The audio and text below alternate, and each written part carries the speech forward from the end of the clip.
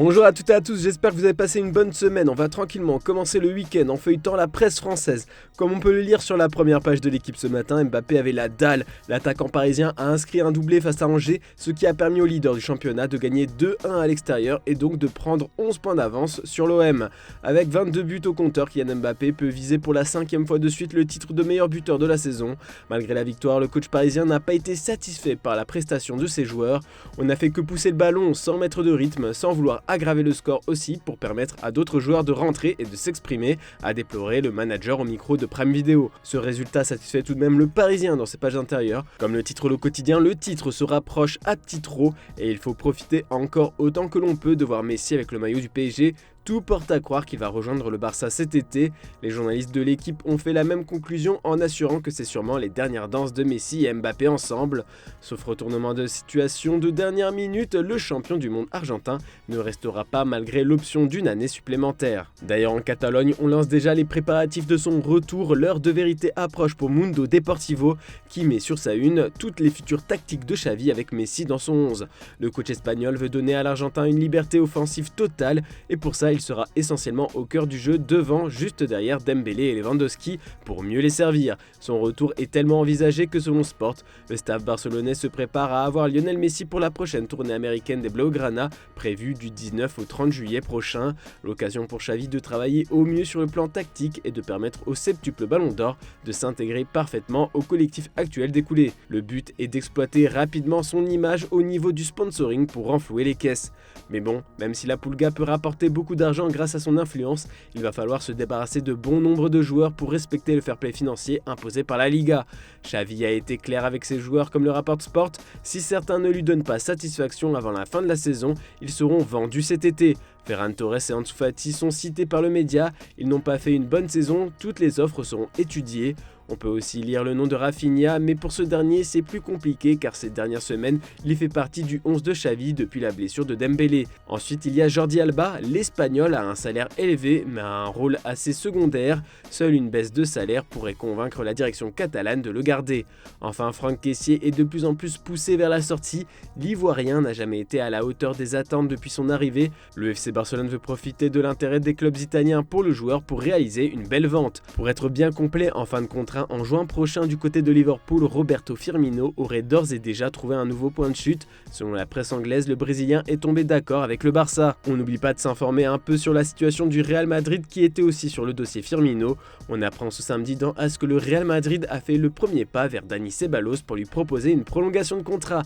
Cet appel, le joueur espagnol l'attendait depuis des semaines. Le Real Madrid a appelé l'agent du joueur pour fixer une date de réunion pour discuter de son nouveau contrat. Cette rencontre aura lieu une fois que le Real Madrid aura terminé sa saison dans les deux compétitions qu'il peut encore gagner, à savoir la Ligue des Champions et la Coupe. Ceballos va faciliter la tâche de la Casablanca, sa volonté de continuer au club est totale et il fera passer le fait d'avoir une place dans le projet sportif avant tout aspect économique. Et direction l'Italie maintenant, ce matin la Gazzetta dello Sport consacre une large place dans son édition du jour aux équipes italiennes en Europe. C'est la vraie gloire, l'Italie est à nouveau protagoniste en Europe peut-on y lire. Une mission triplée est lancée, le journal au papier rose espère voir une formation de Serie A remporter la Conference League, une autre l'Europa League et enfin un des deux Milan soulever la coupe aux grandes oreilles. Une revanche pour un football jugé en crise depuis quelques saisons et ce succès le championnat le doit à ses coachs pour le Corriere dello Sport. La Manita aux 5 paires écrit le journal. Bon, les journalistes italiens regrettent tout de même l'élimination de Naples même si c'est au profit du Milan. Le leader du championnat se prépare au départ de plusieurs stars de l'équipe, à commencer par Victor Osimhen. Le remplaçant a été trouvé, ce sera Tammy Abraham.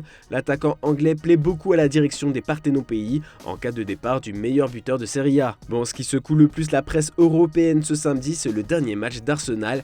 Les Gunners se sont battus pour arracher un point à l'Emirates Stadium après avoir été menés 3-1 grâce à des buts tardifs de Martin Odegaard et Bukayo Saka. On peut voir la rage du Norvégien sur cette une. Ce n'est pas une défaite, mais c'est tout de même considéré comme un échec car ne pas gagner contre Southampton, menacé de relégation, pourrait s'avérer désastreux pour les espoirs de titre. Tout va se décider à l'Etihad pour The Telegraph. Dans 4 jours, Arsenal se déplace sur la pelouse du dauphin Manchester City qui n'est qu'à 5 points avec 2 matchs de retard. Arsenal est clairement à portée de fusil de City pour le Daily Express, mais Arteta a décidé de continuer à défendre ses joueurs malgré la déconvenue. Nous nous sommes encore compliqué la tâche, mais les erreurs font partie partie du football. La façon dont nous avons réagi me fait dire que j'aime mes joueurs plus que jamais, a déclaré le manager. Le Daily Mirror est moins confiant qu'Arteta dans son édition du jour, estimant qu'après s'être effondré et avoir perdu leur sang-froid face à la lanterne rouge, on ne peut qu'imaginer ce qui les attend à l'Etihad.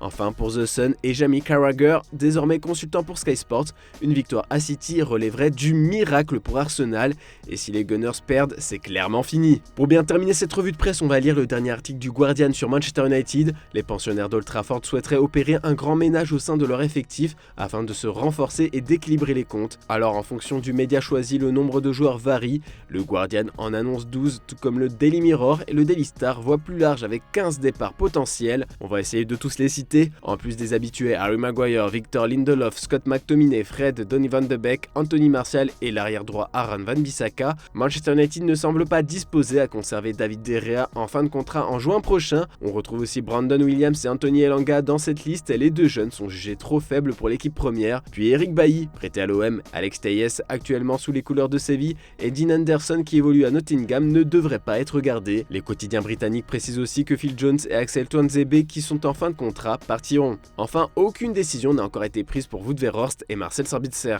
Voilà, c'est tout pour ce samedi, on se retrouve demain matin pour une nouvelle revue de presse, et attention, on vous a préparé une vidéo un peu spéciale qui sortira à 16h. Bonne journée à toutes et à tous.